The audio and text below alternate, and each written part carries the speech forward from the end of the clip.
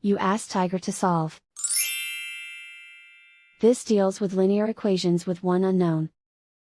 The final result is x equals -1. Let's solve it step by step.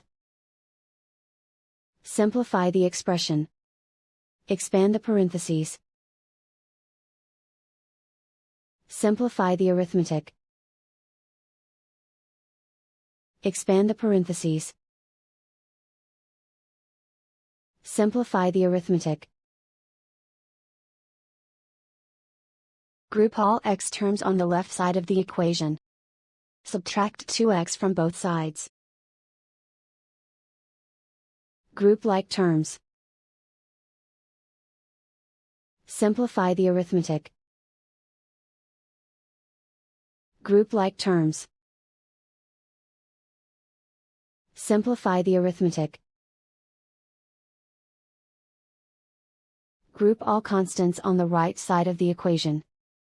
Subtract 9 from both sides. Simplify the arithmetic.